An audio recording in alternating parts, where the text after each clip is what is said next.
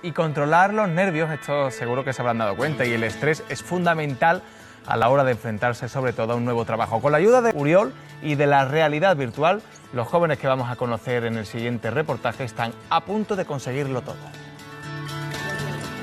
Aquí tenemos un grupo de chicas con discapacidad intelectual, a punto ya de ir a trabajar en una empresa ordinaria. Vamos a entrenar cómo controlar los nervios y el estrés. Traigo los aparatos para entrenar, las gafas, las máquinas de respiración. Empezamos ya a trabajar con las gafas, ya lo sabéis. Os vais a ir a un lugar espectacular. Hoy hemos escogido debajo del mar. Relajaros, respirar bien, dejaros llevar por lo que veis. Débora está viendo estas imágenes. Donde ella mira, nosotros vemos lo que ve. ¿Cómo te encuentras? Muy relajada. ¿Este aparato Uriol en qué consiste?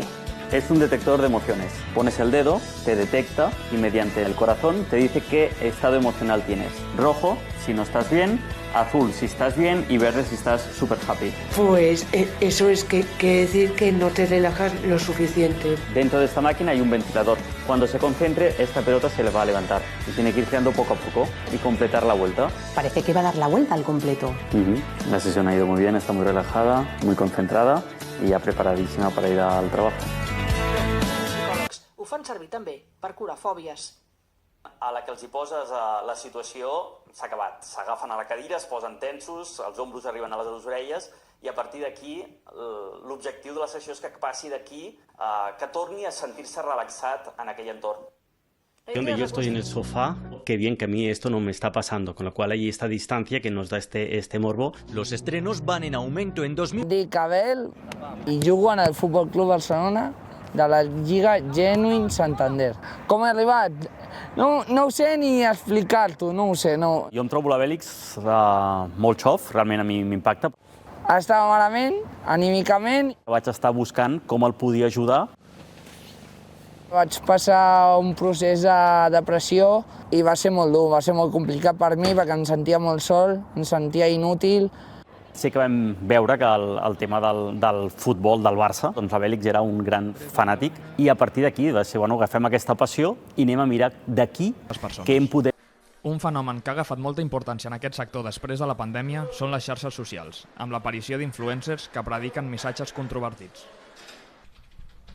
A més consum d'Instagram, més pressió pel tema del cos i no parem aquí, i anem al següent. A més pressió i posar el foc en el tema del cos, més alteracions de trastorns alimentaris, de trastorns de la conducta, entre elles la vigorèxia. Básicamente es como la parte femenina de los hombres.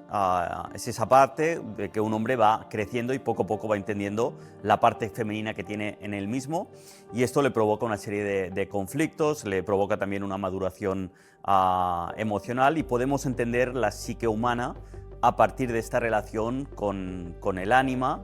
El ánima puede actuar como puente, primer paso. Avui arrenquem justament amb dues històries guanyadores que hem pogut veure aquest cap de setmana. D'una banda, el rostre de Chanel a Eurovision, la que s'ha proclamat per campiona, per encapçalar Espanya a Eurovision aquest 2022. I de l'altra, Rafa Nadal, aquí el tenim, que es va alçar amb l'Open d'Austràlia ahir.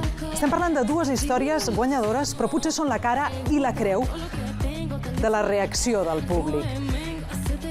Chanel, molt controvertida, va haver de fins i tot tancar el seu perfil a les xarxes socials pels insults, per les amenaces que rebia, malgrat, això sí, del copet a l'esquena que va rebre per part de les seves contrincants. Fins i tot recordem aquell vídeo on la mateixa Chanel li deia a Rigoberta Bandini, una altra de les finalistes, doncs això, que es retrobessin per una calçotada. I a l'altra banda, una victòria que ha comptat amb l'aval de moltíssima gent, que és la de Rafa Nadal. Tothom se sent seva, aquesta victòria, aquest 21 Gran Slam de Rafa Nadal. Per què passa això?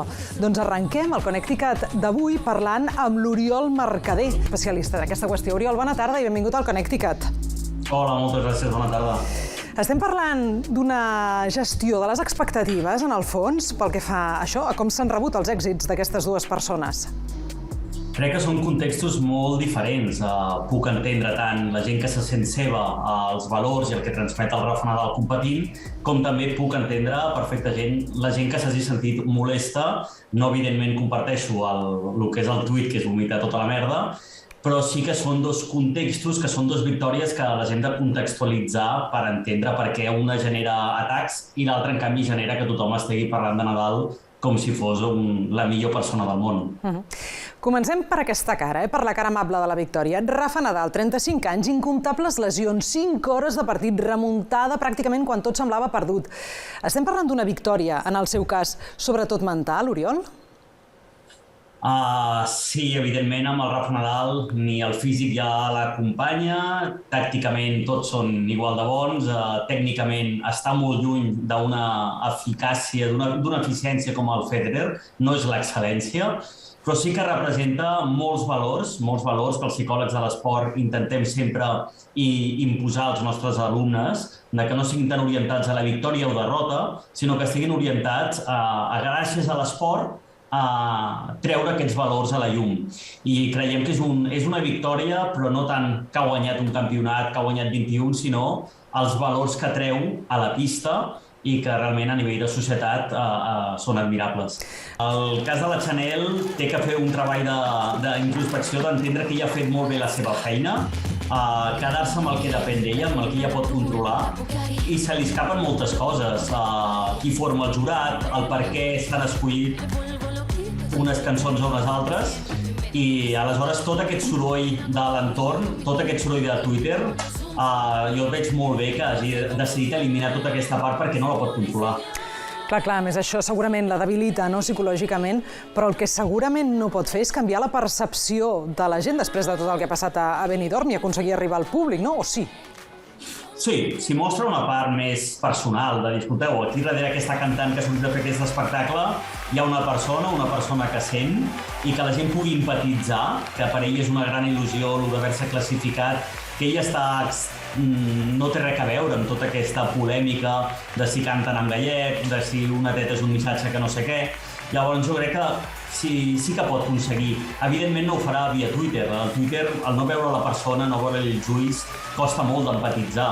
Per tant, per altres mitjans, jo crec que si ho sap fer bé en bones entrevistes i mostra els seus punts dèbils o el seu patiment, la gent empatitzarà i jo crec que es guanyarà el públic. Doncs veurem què acaba passant d'aquí al maig. Oriol Mercader, moltíssimes gràcies per aquesta classe de psicologia de masses. A vosaltres. Que vagi molt bé. Adéu-siau.